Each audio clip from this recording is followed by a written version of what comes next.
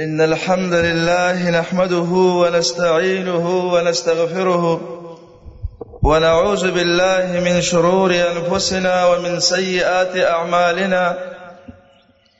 أما بعد فإن أصدق الحديث كتاب الله وخير الهدي هدي محمد صلى الله عليه وسلم. قال الله عز وجل: الرحمن على العرش استوى. وقال النبي صلى الله عليه وسلم: ينزل ربنا تبارك وتعالى كل ليلة إلى سماء الدنيا أو كما قال عليه الصلاة والسلام. زما مسلمان ورونو، مسألة الاستواء على العرش د الله رب العالمین په صفاتو کې یو عظیم صفت ده، او دا مسله من مسائل الایمان ده چې د دې د وجه نه سړی کفر او د ایمان مسله راځي. او دا هغه مسله ده چې په دې کې زمونږ ډیر علما عوام الناس لاسکه هغه خلک چې علما دي او به اسم العلم دي هغه په دې موضوع کې ډیر خطا شوی دي. استواء لپاره چې کوم د الله رب العالمین په صفاتو کې راغلي او سله کې اعلی راغلي ده، دا قران کریم کې په وضع کې الله رب العالمین داغه تذکرہ کړی ده. ځکه الله رب العالمین چې خپل صفات مونږ ته په خپل شرح نه کی، نو د انسان په عقل باندې دا نه شرح کیږي. د الله رب العالمین تعظیم چې مونږ ته د الله نبی شرح نه کی، دا د عام انسان په عقل نه شرح کیږي. د دې وجنه په مسائلو د صفاتو کې الله رب العالمین په ډیر صراحت سره هغه وضاحت کړی دی، او د هغې نه بعد د هغې نبی کریم صلی الله علیه وسلم وضاحت کړی دی.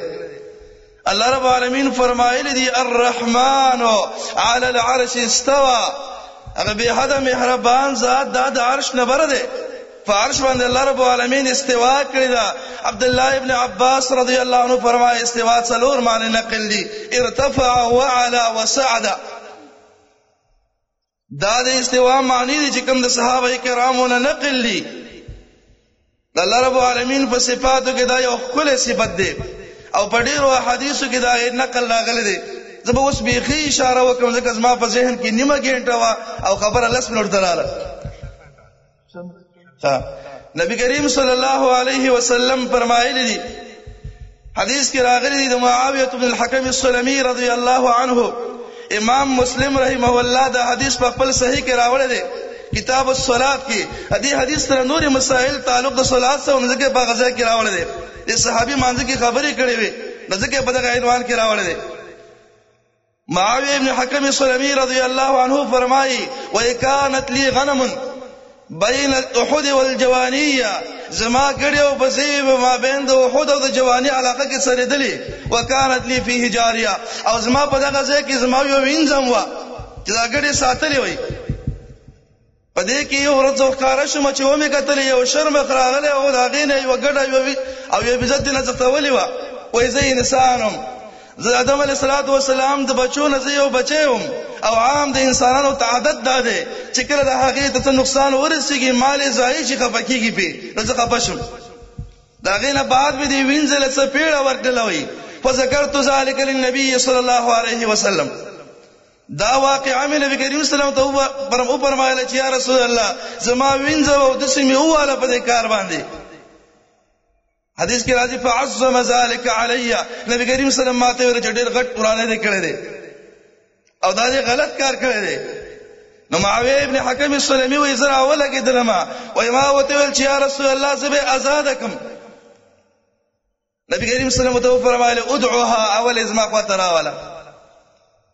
و چې کله مې راوستله نبی کریم صلی الله علیه وسلم اول تپوس دا کوي چې اين الله، الله چرته دی؟ هغه وینځه ولا جواب ورکړي هغه وینځه او هغه زنانه چې زمونږ د دې زمانې د شیخانو نه مستر ډېر علم وو. حدیث کې راځي واشارت الى السماء، اشاره وکړه چې الله رب العالمین بره دی. ویل من انا د څوک یم؟ وای انت رسول الله، ته د الله رسولي. نبی کریم صلی الله علیه وسلم فرمایي اعتقها فانها مؤمنه. دا وینځه آزاده کده مؤمنه ده. نبی کریم صلی الله علیه وسلم په دې دوه خبرو باندې د هغې د ایمان فیصله وکړه. د الله د علو اقرار کو او د نبی کریم صلی الله علیه وسلم د رسالت اقرار وکړه، دا مؤمنه ده خوشي کوي. نبی کریم صلی الله علیه وسلم اوس دې زمانہ کې یو غټ شیخ نه تاسو کا هغه ته لنډ جواب درکې په نه باندې الله ته پوښتنه کیږي زمونږ د عقاید او کتابونه هغه ته وایي چې ولا یصل بلفظ عین په نه باندې به تاسو الله رب العالمین په باره کې نه کې ځکه په نه باندې تاسو کیږي هغه د مکان د باره کیږي او الله رب العالمین د باره مکان نشته زمونږ د عقیدې کتاب شرقایت کې وایي ولا يتمكن فی مکان الله رب العالمین متمکن په مکان کې نه دی واذا لم يكن في مكان لم يكن في جهه او چې کله الله په مکان کې نشو نو په جهاد کې نشو الله رب العالمین لپاره حیزن ثابت نه دی او دا هغه ځان عقلیات ولیک الله رب العالمین لپاره حیز او جهاد ثابت کو نو یا به دا جهاد رب العالمین سره مساوي یا به نغټ یا به نوړ کوي سبحان الله هذا بهتان عظیم قران او سنت موږ ته دا وایي چې الله د عرش نه بره دی او دا انچ کول قران او سنت کې نه دی راغلي بلکې دې کې د الله رب العالمین په احترام راځي د دې وجینا دغه وینځ چې وا د نبی کریم صلی الله علیه وسلم جواب ورک او رسول صلی الله علیه وسلم ته پوښتنه بیان باندې کړی نبی کریم صلی الله علیه وسلم فرمایي بل روایت کې راغلي دي الرحمن الراحم ارحموا من في الارض يرحمكم من في السماء فهغه خلق باندې رحم وکړي چې هغه په دې زمکه کې دي تاسو باندې به هغه ذات رحم وکړي من في السماء چې هغه پر اسمان کې دي نبی کریم صلی الله علیه وسلم د عام نیکو اعمال مبارک فرمایي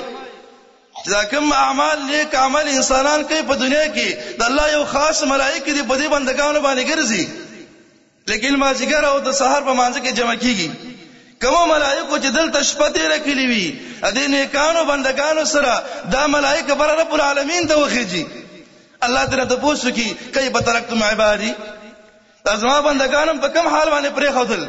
دی وته وي اتیناهم یصلون وترکناهم یصلون دای چې من کله ورغلی او په مانځ باندې ولاړو ځکه ماجګر مانځ کې راغلی او چې کله ته نمنګ تلرو د سحر مانځ کې ولاړو دغه حدیث کې دا صریح الفاظ دي چې دا ملائکه بر رب العالمین ته وخیږي اغه الله رب العالمین ته پوښتنه د الله رب العالمین د علو مبارک نبی کریم صلی الله علیه وسلم ډېر په تصریح باندې ویل دي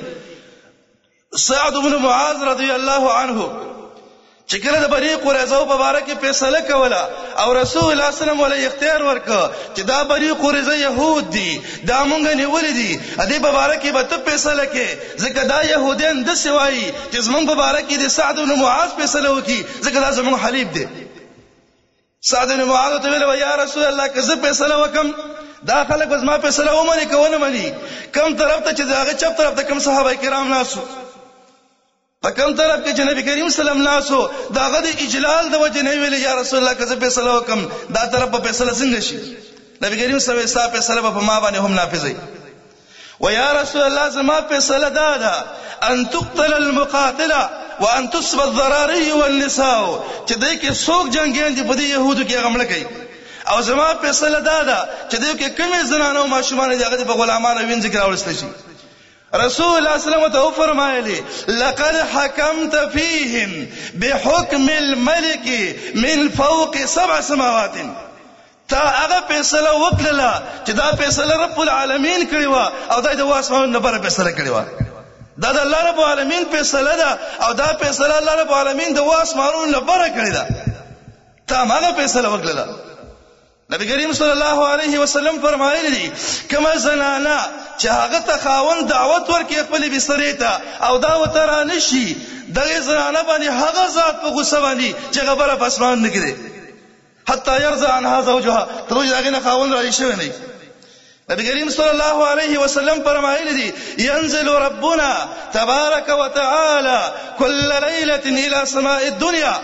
هر شپه الله رب العالمین دی اول اسمان ته راخته کیږي نزول د برنه کیږي د لاندې نه کیږي دا صریح دلیل چې الله رب العالمین بر دی د رسول الله صلی الله علیه وسلم تل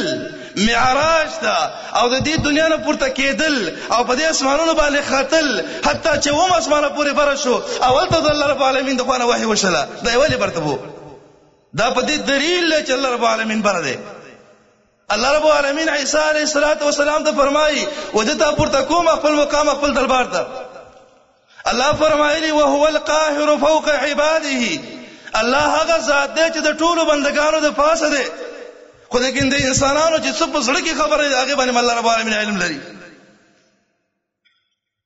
دا غړول نبی کریم صلی الله علیه وسلم د الله رب العالمین د علوم مبارک ردرم نور تصریحات ډیر کړی دي. نبی کریم صلی الله علیه وسلم د علوم موضوع چې کومه ده په یو حدیث کې نه، نبی کریم صلی الله علیه وسلم په دمونو کې، نبی کریم صلی الله علیه وسلم په سوالونو کې د الله رب العالمین د علوم تذکرہ کړی ده. دا د انسان فطرت هم په دې باندې دلیل دی. شیخ الاسلام ابن قیم رحمه الله فرمایي وإليه أيد السائلين توجهت نحو العلو بفطرة الرحمن. دا عام انسانانو فطرت په دې باندې دلیل دی مؤمنانو چې کله سوال کوي نو بر رب العالمین ته لاسونه نیولي وي، ځکه چې الله رب العالمین بره دی. که سړی په سجده کې پروت دی وایي سبحان ربي الاعلى، د الله رب العالمین د عظمت خبرې کوي. یو حدیث ابن عبد البر راوړی دی، اگر چې هغه د ما په وجوه صحیحه او نقل کړی، امام زاهبی رحمه الله په دې رسال او د انقطاع خبره کړي، خو دې حدیث مرفوع او تایید کی راځي. عبد الله ابن رواحه رضی الله عنه یو وینځوا، هغه یو ورځ راولګید او د خپل ویند سره ملاو شو. نو دا هغه خپل حره خزر پاتېدله، وته ویلې ستا په نکاح کې حره خزر شته او ته دا هغه سره نزدېکت نه کوي، ویند سره ملاويږي. په دې ملامت ک بعض روایتو کې دا راځي چاړه پسې راوغستله. عبد الله ابن رواحه رضی الله عنه فرمایلی وای دا عمل مال دی وینځ سره نه کړي، دا هغه سره ملاو شوی. هغه وته ول کته نه ملاو شوی ته قران کریم وایا، ځکه هغه ته دا پته و چې جنوب انسان قران نشو لستله، خو قران کریم ته یاد نو. عبد الله ابن رواحه رضی الله عنه كده وشهدت بأن وعد الله حق وأن النار مسوى الكافرين وأن العرش فوق الماء طاب وفوق العرش رب العالمين تحمله ملائكة شداد ملائكة الإله مسومين. اغزلانه وته ویلې بس نور قران مې وای، دا قران کریم نه یو شعر وته ویو، خو په دې شعر کې عبد الله ابن رواحه دا خبره ثابت کړله چې زه په دې اقرار کوم چې الله رب العالمین د اسمانونو نمبر دی او الله رب العالمین د عرش نمبر دی، په دې زه اقرار کوم. وای زمونږ د امت د علماو مختصر دا غي څو اقوال راو، زمونږ د امت د علماو په دې باندې اجماع ده، د ټول امت علماو په دې اجماع ده د مسلمانانو چې الله رب العالمین فوق العرش دی. امام ابن عبد البر فرمایي وای د ټول اهل سنت والجماعت په دې مسله باندې متفق دي چې الله رب العالمین فوق العرش دی، او دا کوم آیاتونه او حدیثونه چې راغلي دي دا په دې ظاهر باندې حمل دي او دا په دې معنا حقيقي باندې حمل دي، هغه نه معنا مجازي مراد نه ده چې یا الله رب العالمین ملائکه راځي او یا رحمتونه، دا شی مراد نه دی. حقیقتا د الله رب العالمین علو ثابت ده په دې کې. وای عبد الله بن مبارک رحمه الله فرمایي لأن احكي كلام اليهود والنصارى احب الي من ان احكي كلام الجهميه، چې د يهود او د نصاراو خبره ذکر کومه دا مال خوان راکې، خو د دې جهميانو خبره مال خوان نه راکې چې د الله رب العالمین صفات مبارکه مې خبرې کوي، دا مال مزه نه راکې. وای جهميان چې کومه خبره کوي چې الله رب العالمین کوي په هر ځای کې ده، او کله وی الله رب العالمین لپاره jihad نشته ده، نه په علو کې ده نه په بل څه کې ده، هغه په دې خبرو کې تناقض ده. یو طرف ته وی الله په هر ځای کې ده، نظر مکان بل ثابت دی. الله رب العالمین موږ ته فرمایلی دی الرحمن علی العرش استوى. د دې ائمه د دین د ټولو په دې باندې اجماع ده. امام ابو حنیفه رحمه الله داغه قول نقل شوی دی فقه الاکبر کې، او دا غړول شیخ الاسلام ابن قیم رحمه الله له په قصیده کې مراوړل، او دا غړول امام طحاوی سے بولا شرح العقیده طحاوی کې ابو العز الحنفی مراوړل. آیا کې دا قول راغله دی شیخ الاسلام ابن قیم رحمه الله فرمایي د امام ابو حنیفه رحمه الله بارکه وی وكذلك النعمان قال وبعده يعقوب والالفاظ للنعمان من لم يقر بعرشه سبحانه فوق السماء وفوق كل مكان فهو الذي لا شك في تكفيره إلا درك من امام زماني. امام ابو حنیفه رحمه الله فرمایلی دي چې څوک په دې باندې اقرار نه کوي چې الله رب العالمین د عرش نه بر دی، په دې باندې اقرار نه کوي چې الله رب العالمین باندې مخلوق هیڅ شی پټ نه دی، دا سره کافر دی، په کفر کې شک نشته دی. شیخ الاسلام ابن قیم رحمه الله فرمایي الله تعالی ډېر خیر درکړي، په دې امت کې د څه کلګه بدوا بل چانه نه کړل کده چې وکړه. امام ابن خزیمه رحمه الله فرمایي چې د کوم خلقو د عقیده ده چې الله رب العالمین په هر ځای کې دی، کدا انسان مړ شو دا به د مسلمانانو په مقبره کې نشي غوړې، دا به په ایران کې خښولای شي، دا به د يهود او نصاراو په مقبره کې خښولای شي، ځکه دا زموږ د ایمان او د عقیدې خبره ده. امام شافعی رحمه الله فرمایي وای د ابوبکر د خلافت مبارکه چې کومه فیصله شوې ده دا د ځمکې فیصله نه و، دا د نبی کریم صلی الله علیه وسلم مشوره نه و، دا فیصله الله رب العالمین بره په اسمانونو کې کړې وای، دا الله رب العالمین فیصله و. امام مالک رحمه الله نه اورت چا تاسو وکړه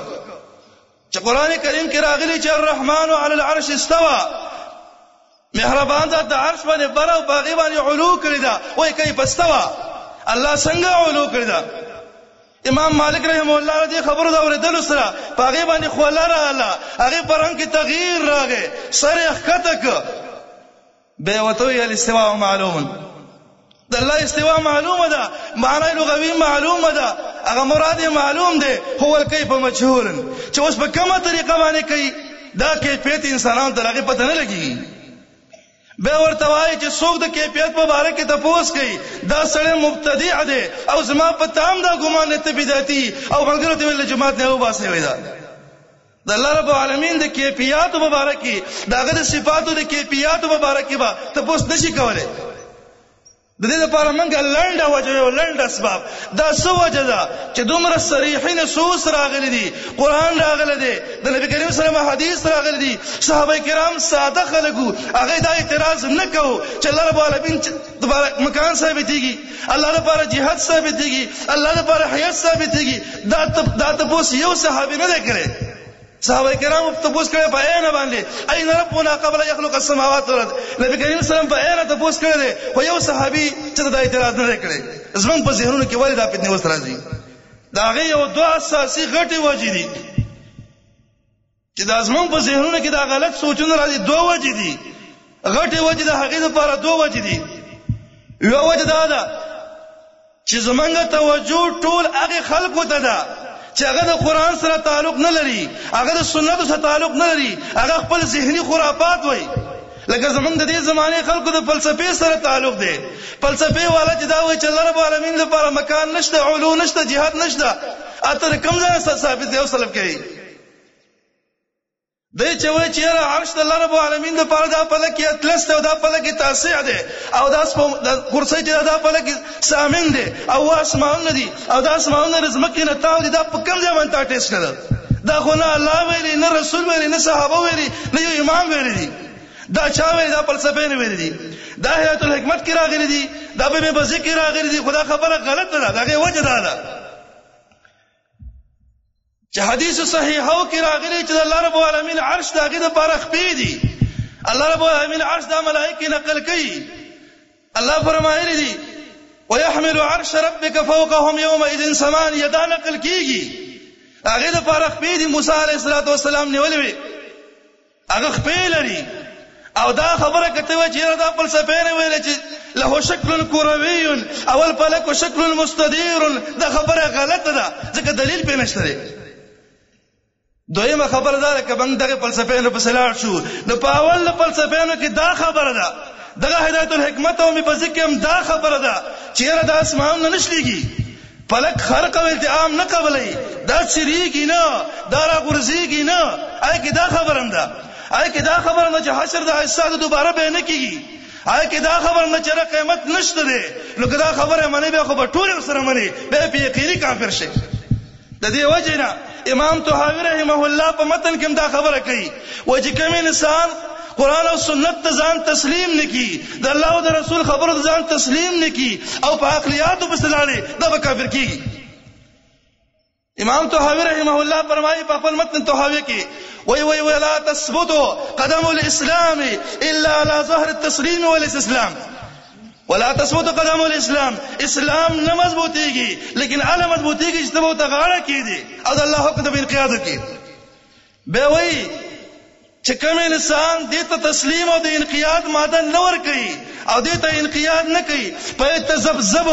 بین الكفر والایمان والتصديق والتكذيب والاقرار والانكار زائعا تائها شاكا لا مؤمنا مصدقا ولا جاهدا مكذبا. که قرآن او سنت ته ځان تسلیم نکي او دا په ظاهر باندې و نه مني نو ټول عمر به نه به صحیح کافر نه به صحیح مؤمن نه به صحیح اقرار کوي نه به صحیح انکار کوي. ټول عمر په وسوسو په شک کې پروت دی دا به د هغې اخرنۍ نتیجه مې دغه وځي امام راضي چې ټول عمر د الله رب العالمین د صفاتو نه انکار کوو او دغه وجه به ویل چې دلته جهاد لازمیږي او حیاز لازمیږي او مکان لازمیږي اخره کې چې کله مړ کېدو امام راضي وایي په ټول مدرسو وګرځېدلم ټول مرکزونه مې وکتل ټول مدرسې د منطقیانو د یونانیانو مې وکتلې خو زما نظر ته شبیه به ونه شلوي بأوي لقد تأملت الطرق الكلامية والمناهج الفلسفية فما رأيتها تشفي عليلا ولا تروي غليلا ورأيت أقرب الطرق طريقة القرآن أقرأ في الإثبات الرحمن على العرش استوى إليه يصل الكلم الطيب وإذا بطول مدرسو ګرځېدلم د فلسفیانو منهجونه مې کتلې دي خو په دې کې ماته شفي نه ده شوې کوم بیمار علاج پې نه کېږي د چا تنده په دې خبرو نه ماتېږي په دې ټولو کې بهترینه طریقه هغه د قرآن ده چې قرآن کریم کې الله ویلي الرحمن علی العرش استوى بس نو په دې ایمان دی زه اوس دغه خبره کوم او زه دا وایم چې الله فرمایي الیه یصل الکلم الطیب د رسول الله سلام فرمایلی دي چې کله یو انسان له ساوزي او مؤمن انسان د ملائک دغه استقبال کې بل روان کړي حتی هغه اسمان ته ورسې چې وایي رب العالمین دی د ټولو مسلمانانو شرقا او غربا په دې اجماع ده او کوم انسان چې هغه د دې عقیدې په خلاف باندې په عقلیاتو پسې او په خرافاتو پسې نه هغه ټول عمر په خیانت کې وي هغه ټول عمر په گمراهۍ کې وي هغه د صحیح لارې توفیق الله رب العالمین هغه ته نه ورکوي هغه انسان ته الله رب العالمین توفیق ورکوي چې هغه د کتاب او د سنت استسلام او تسلیم وکړي چې بس الله او رسول ویلي بس ما په ایمان دی الله رب العالمین په دې صفت کې یو بل عظیمه پیدا رب العالمین سره د مینه پیدا شي کته وای چې الله په هر ځای کې خلک یې ماته راوخه ټول د حرام ته الله نام دې خبرو جوړه کړی دا خو موږ صحیح رب العالمین نه پیژنو بل دا کې الله رب العالمین په هر ځای کې شي دا مخلوق په دنیا کې به پاتې شوی نه دی موسی علیه السلام مبارک راضي او یا رب العالمین ته ویل چې الله ماته لږ هنځه ښکارا کړ چې کله الله رب العالمین دې غر ته ښکارا شو غر زریز دی لال نو الله رب العالمین په هر ځای کې وي یو غربم په ځای پاتې شوی نه دی نبی کریم سلام فرمایلی حدیث مسلم کی راضی حجابه النور او حجابه النار لو كشفه لاحترق صبحات وجهه ما انتهى اليه بصره من خلقه الله رب العالمین د خپل مخ له حجابونه تاو کړی دي کله دا حجابونه د خپل مخ لري کی دا ټول مخلوق په یو ځای باندې لمب شي کله پارځ کوي او مخلوق په لمب شي بل الله رب العالمین دومره عظیم ذات دی دا زمکه او د اسمانونو دغه په لاسونو کې راځي دا هغه په دې ګوتو کې راځي نو دومره عظیم ذات څنګه په دې کې ځکه الله فرمایي لا تدركه الابصار وهو يدرك الابصار وهو اللطيف الخبير زما ورونو دا هغه موضوع چې زمونږ د ایمان سره تعلق ساتي با چې د هر مؤمن په دی باندې عقیده جوړه شي او د عبادت په حلاوت باندې به الف وي شي چې اول د الله په صفات باندې پوه شي د الله عظمت ته معلوم شي چې الله څومره لوی ذات دی نور دې موضوع باندې معلومات بيخي ډېر دي او زما حضرت غواړم هاذا واخر دعوانا الحمد لله رب العالمين